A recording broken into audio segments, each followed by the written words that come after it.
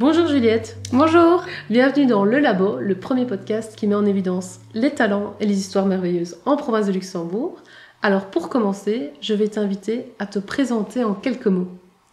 Donc, je m'appelle Juliette Thomas, j'habite à Blessard, j'ai 23 ans, je suis institutrice primaire à l'école communale de Ruelle-Grandcourt et en plus de mon métier, je suis athlète.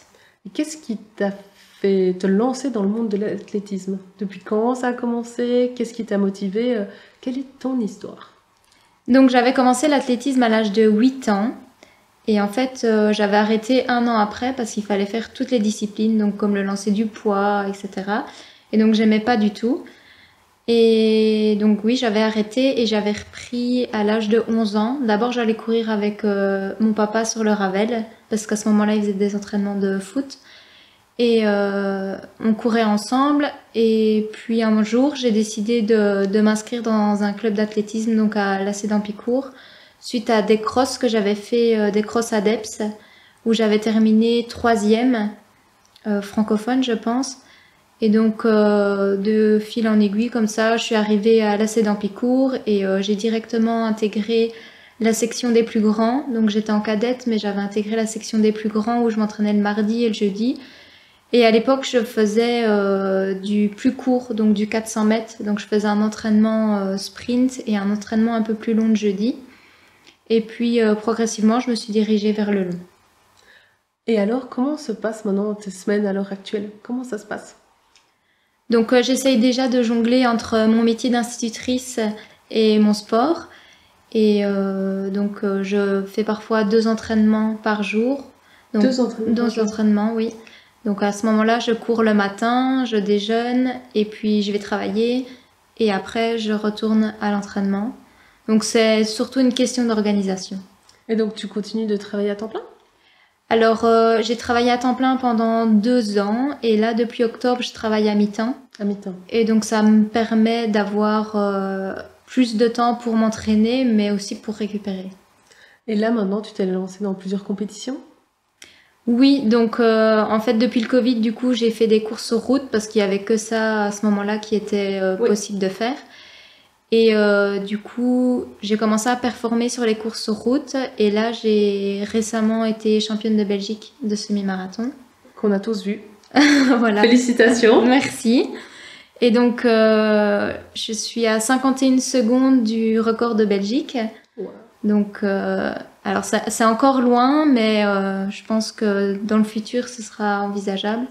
Et là, le prochain objectif, ce sera de courir un marathon le 14 avril. Ici dans quelques semaines? Oui, dans un mois, pour tenter de faire les minima pour les Jeux Olympiques. Waouh! Et ça a lieu où cette course? Cette 14 course, c'est à Hanovre, en Allemagne. En Allemagne? Oui. D'accord. Donc un sacré objectif ici à court terme quand même. Voilà, c'est ça. Et comment tu fais pour avoir... Enfin, y a-t-il des exigences, ou en tout cas des contraintes, entre guillemets, pour pouvoir tenir un niveau sportif aussi élevé? Oui, il y a des exigences à avoir, notamment du coup l'organisation. Quand on travaille et qu'on fait du sport de haut niveau, entre guillemets, ben, il faut être organisé. Il y a tout ce qui est sommeil pour récupérer, l'alimentation aussi. On va pas commencer à aller au restaurant tous les jours ou à manger des fast-food chaque semaine. Mais après, moi j'appelle pas ça des contraintes parce que je me force pas pour quoi que ce soit. Si je veux faire un écart, par exemple au niveau de l'alimentation, je vais pas m'en priver. Mais naturellement, je sais faire attention et j'ai jamais été attirée par tout ce qui était produits gras ou transformés, donc c'est pas compliqué. Et après, il y a aussi la rigueur à l'entraînement. Donc on peut pas dire oh, aujourd'hui j'ai pas envie d'y aller, il pleut, je vais pas dehors. Il faut sortir quoi, donc il faut y aller. Et tout ça, ça englobe la motivation et ça arrive à l'objectif final. Et est-ce que c'est un travail d'équipe? Alors moi je dis toujours l'athlétisme, on dit que c'est un sport individuel, mais pour moi c'est un sport collectif et individuel parce que je m'entraîne énormément en groupe. Et d'ailleurs c'est l'émulation du groupe qui fait que les performances aussi arrivent, il y a une certaine motivation. Et après par contre c'est un sport individuel dans le sens où quand on court, c'est pour nous, pour notre objectif, et on est face à la dureté de l'effort et il n'y a que nous qui pouvons la contrôler, quoi. Et toi, tu es spécialisée alors dans la course à pied? Oui, c'est ça. Ok. Il n'y a pas d'autres disciplines dans lesquelles tu souhaiterais te démarquer? Non, Non, que c'est la course à pied et la longue distance. Longue distance. Ok. Et alors, quel serait ton rêve? Mon rêve, du coup, ce serait de participer aux Jeux Olympiques. Donc là, j'essaie de mettre toutes les chances de mon côté pour tenter de réaliser les minima pour Paris. Après, de base, c'était pas l'objectif qu'on avait prévu en début de saison, loin de là. On avait d'abord prévu de me sélectionner pour les championnats d'Europe à Rome. Quand tu dis on? Avec mon entraîneur. Oui.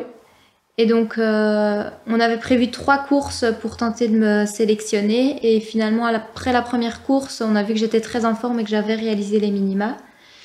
Et donc... Le rêve s'éveille. Ouais, du coup, oui. Et le chrono que je fais là sur semi-marathon peut me laisser penser que je peux avoir le minima olympique dans les jambes. Après, comme je dis, ça reste un marathon. J'en ai jamais fait. C'est complètement différent. T'as jamais fait le différent. marathon? Jamais, non. Ah, donc il faut te suivre le 14 avril du coup. Voilà, c'est ça. Ça va C'est être une mon première tout expérience en termes de timing, mais aussi du coup rien que l'exercice du marathon. Voilà, c'est ça. Donc rien que la distance, ça va être une toute première pour moi, ouais. Waouh. Ça va pas trop stresser? Là, pour l'instant, non. Et puis, je prends cet objectif comme un plus. J'ai déjà ma qualification pour les championnats d'Europe. Et puis, je me dis que c'était pas l'objectif de départ. Donc, si j'y arrive, tant mieux. Si j'y arrive pas, c'est pas grave. Ce sera peut-être pour dans 4 ans. Voilà, c'est ça. On verra. Mais sur le plan justement des performances, tu as eu une progression majeure ces derniers mois, non? Oui, donc semble. Ouais, j'ai fort progressé là cette année. Je pense qu'il y a eu un déclic, je sais pas, où tout ce qu'on a mis en place à l'entraînement a commencé à payer. Ouais. Ouais, bah pourvu que ça dure, que la lancée continue. J'espère, ouais, j'espère, ouais. Et est-ce que tu as l'occasion éventuellement de... est-ce que tu aurais des conseils plutôt à donner aux jeunes qui souhaiteraient se lancer dans du sport de haut niveau ou singulièrement peut-être de la course à pied? C'est comme je dis aux jeunes que je rencontre au stade ou à l'entraînement, ou même à l'école quand je vois des élèves, c'est d'abord de prendre du plaisir, pas se focaliser sur tout ce qui est chrono, etc., vouloir gagner toutes les courses. Le plus important, c'est de prendre du plaisir et de rester motivé dans ce qu'on fait. Et je pense qu'à partir de là, si on a de la rigueur et de la motivation, je pense que petit à petit, le travail portera ses fruits. C'est super. C'est super bien synthétisé. Voilà. Et est-ce que tu as l'occasion alors de former toi-même des plus jeunes? Pour l'instant, tu n'as peut-être plus le temps.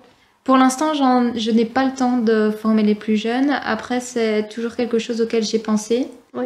Plus tard, pourquoi pas aller entraîner des plus jeunes, même pour les crosses ou des choses comme ça. Enfin, j'ai toujours apprécié le contact avec les enfants et je me dis si en plus je peux le faire par la course à pied, ça peut être chouette. Est-ce que tu as une idole? Un ou une idole? Une personne qui t'inspire dans ton milieu? Une personne qui m'inspire, je dirais que c'est... Bonne question. Ouais. Je dirais les athlètes de haut niveau en général, parce que on idéalise un petit peu tout ce qui est athlète de haut niveau, mais on voit pas le derrière ou le dessous de l'iceberg, par exemple, comme on dit. Donc il y a le travail, c'est pas toujours facile. On n'est pas toujours au top aux compétitions. On peut ne pas battre son record à chaque fois. Il y a de la fatigue.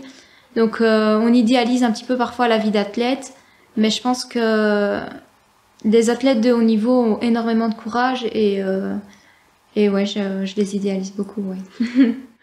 Alors pour poursuivre, on aurait souhaité savoir, est-ce que tu as un ressenti par rapport aux enjeux, aux défis actuels qu'il peut y avoir dans ton domaine particulier, donc que ce soit le sport ou l'athlétisme, la course à pied de manière générale?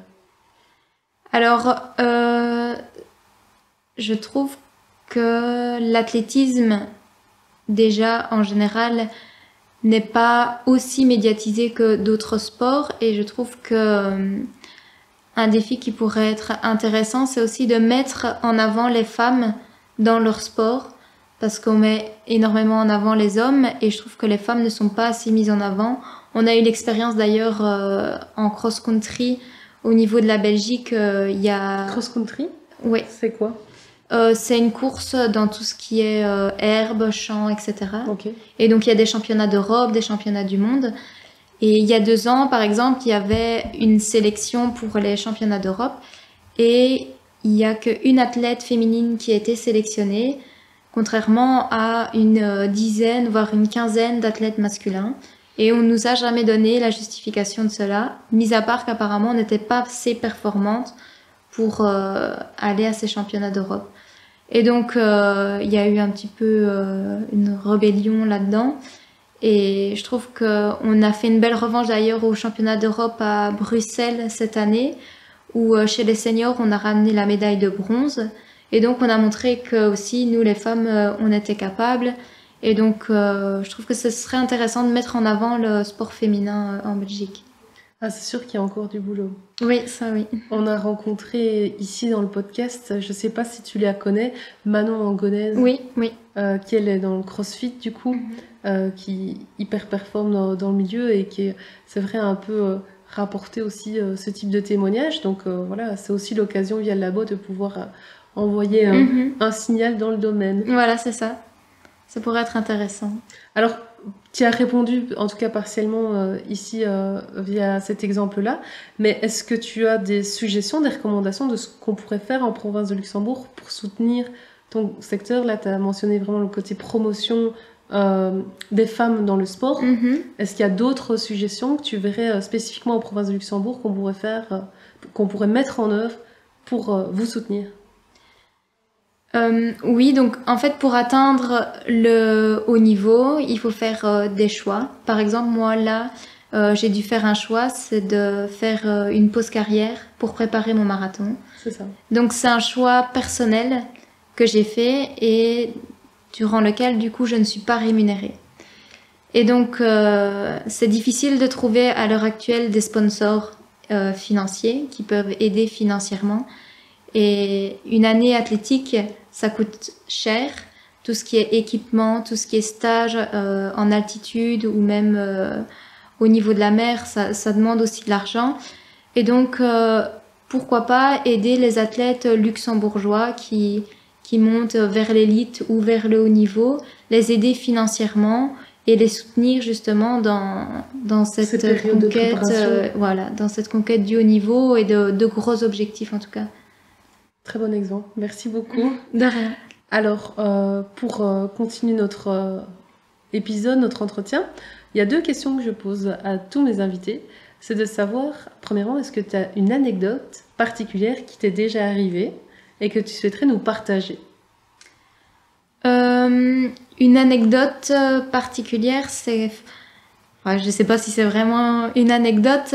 Tous nos invités nous disent ça. Je sais pas vraiment si c'est une anecdote, puis ils continuent. En fait, c'est une super bonne anecdote. Mais je sais que le jour J, en tout cas, ça m'a vraiment fait stresser. En fait, j'avais fait le semi-marathon de Berlin. Je pense que c'était... Non, c'était pas le semi-marathon. Enfin, j'avais fait une course sur route et j'avais reçu un chip qu'on doit accrocher à la chaussure. Donc en fait, c'est un petit objet qu'on accroche à la chaussure qui permet d'avoir le chrono, etc. quand on passe la ligne d'arrivée, la ligne de départ. Et on doit l'accrocher à la chaussure, donc défaire les lacets, les mettre au début des lacets, refaire les lacets. Et donc j'avais fait la course, j'avais rangé mes chaussures et tout ça. Et puis 2-3 semaines plus tard, je fais une autre compétition. Et là, j'avais oublié de retirer le chip, sauf que il faisait glacial dehors. Il neigeait, etc. J'avais les doigts gelés et je ne parvenais pas à retirer mon chip alors qu'il y avait 10 minutes jusqu'au départ. Et donc là, ça a été un énorme coup de stress.